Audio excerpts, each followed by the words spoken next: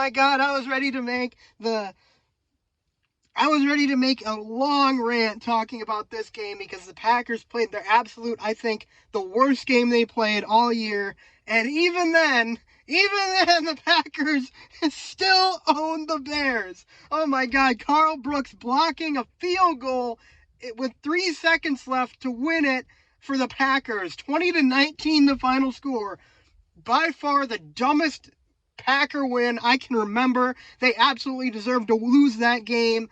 But the Packers-Bears rivalry, the curse, I mean, the Bears have to be cursed at this point because that was just, like, the dumbest luck. Like, he just stuck his hand up there, got a piece of it, and blocked the field goal, and the Packers won. Oh, my goodness. There was a 3rd and 19 for the Bears. They had just gotten home on 2 consecutive sacks. I was, saying, okay, we got this. It's a rookie quarterback. And then Enagbari missed the sack on the 3rd down. Williams found Odunze to make it like a 4th and 3. Then Caleb Williams just literally throws it up for grabs on 4th down. And I think it was Keyshawn Nixon in coverage. That sounds about right. Keyshawn Nixon was absolutely atrocious today. I mean, it was a brutal corner performance by everybody. I mean, Jair Alexander didn't play in the second half, I don't think, but everybody else. I mean, Carrington Valentine was getting picked on constantly. Keyshawn Nixon obviously was getting out-muscled for everything. Quay Walker I think that was one of his worst performances as a pro. He has been awful this season. The offense, they failed to score on 2 consecutive red zone trips, meaning they didn't even get a field goal on 2 red zone trips. One of them was the interception by Love. One of them was the 4th down stop that the Bears got. And despite all of it, despite all of the miscues today, the Packers won this game. That's just amazing. They literally own the Bears. I've never seen anything like it. We have won 11 straight against them. 11 straight! Oh my God. Man, just think about like how heartbroken they all feel right now. Just think about it. They're all just they thought they had us. They thought they finally had us, and nope. You forget you're playing the Green Bay Packers. You guys don't beat the Green Bay Packers once in a blue moon. Literally, get this. I started my freshman year of college in 2018. That was the last time the Bears beat the Packers. I'm going to graduate in a month here. I'm graduating in a month. I am gonna have gone literally my entire collegiate career, all 6 years that I've been in college, without seeing the Bears beat the Packers. I have seen 11 consecutive Packers victories over the Bears. That is just incredible. That's incredible. I love it. I love it. Oh man. Just perfect. But that all being said, the Bears did play a lot better than I thought they were going to. They absolutely took advantage of the opportunities the Packers gave them, and literally they were an inch or 2 away from winning the football game. I mean, I'm pretty sure that kick by Santos goes in. He's one of the best kickers in the league. A 46-yarder is nothing to him. But I mean, I don't even know if I want to say credit the Packers for gutting the win out, because it was literally it just felt like dumb luck. I'll credit Carl Brooks for sticking his hand up high enough to get a block field goal there.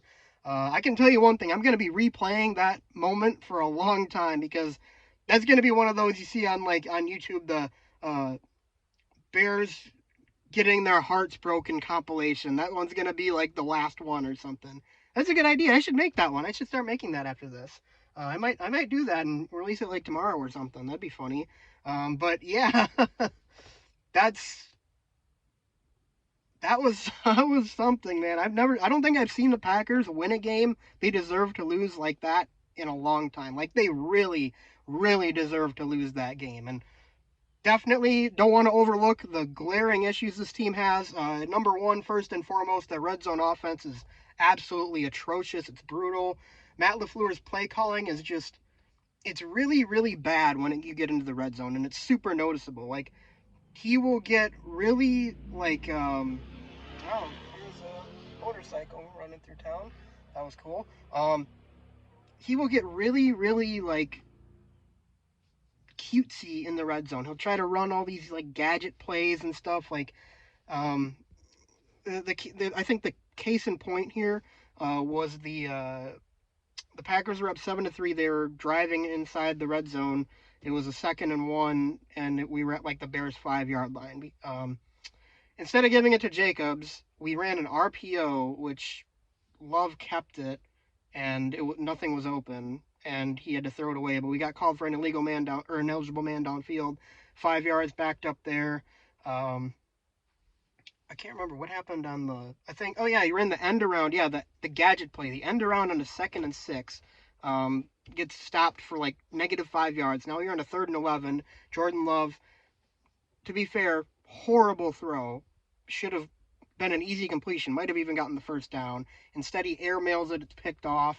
But I mean, you shouldn't even be in that position at that point. Like the play call in the 2nd and 1 after Jacobs just got 9 yards on that 1st and 10. You're inside the Bears 5. The play call should be to give it to Josh Jacobs again. It shouldn't be to run an RPO. The next play shouldn't be to run an end around. They should be giving it to Jacobs in that situation. He outsmarts himself so much, and it really drives me mad. And it really should have cost us the game today. It absolutely should have cost us this game today. It was just a brutal sequence of events. I don't hate the run on the 2-point conversion after the touchdown to take the lead as much. I still don't really like it that much because you do have 2 yards to go and you only get one opportunity. So I think I might have tried to, a rollout or something, or maybe gotten a little more creative with that one. But still, that one I rubbed me the wrong way too. And then he was running the ball. Matt LaFleur was running the ball on 2nd and long. He did it at least like 3 times today. I don't know why. I don't get the 2nd and 10 run is my least favorite play call in all of football. There is like if you throw an incomplete pass on first down, it's a 2nd and 10. Your next play should be a high percentage play that gets you.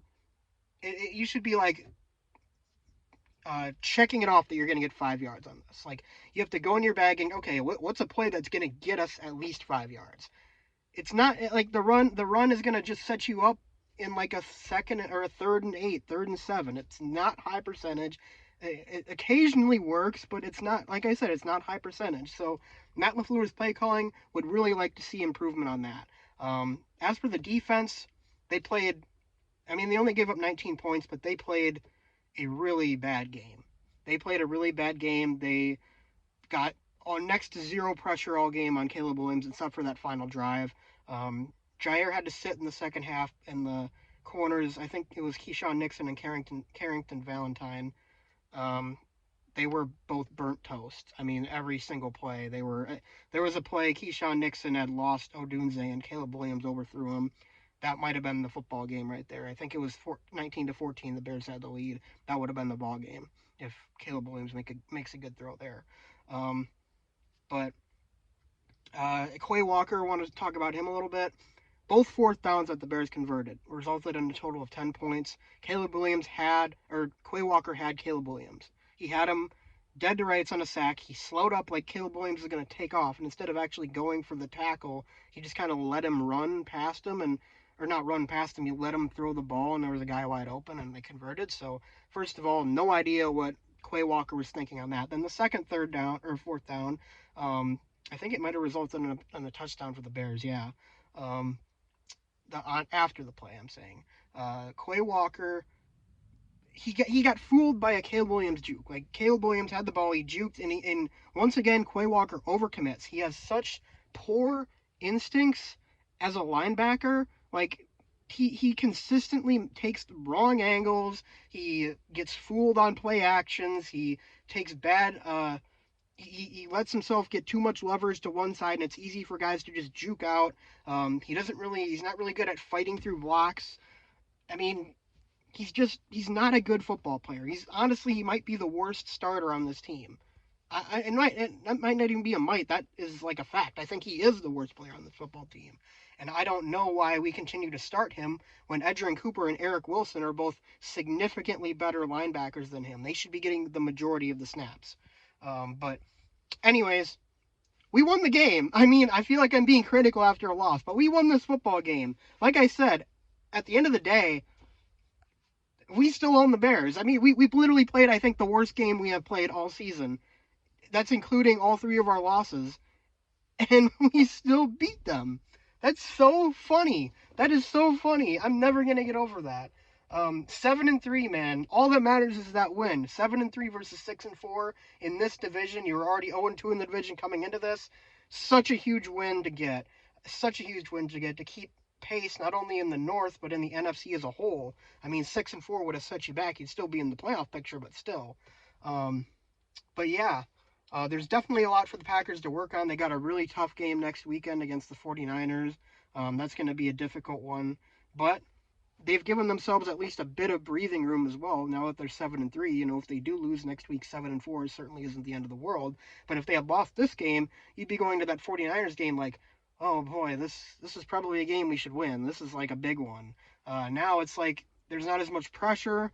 And certainly, I think that they have everything capable to beat the 49ers. The 49ers are not as good as they have been in years past. They should, they're at home too, so they should have a pretty good chance of winning the game. But just, you know, looking at the bigger picture, now, you know, you're not risking falling to 6-5 and maybe looking on the outside looking in the playoffs. But overall, man, that was a crazy finish. I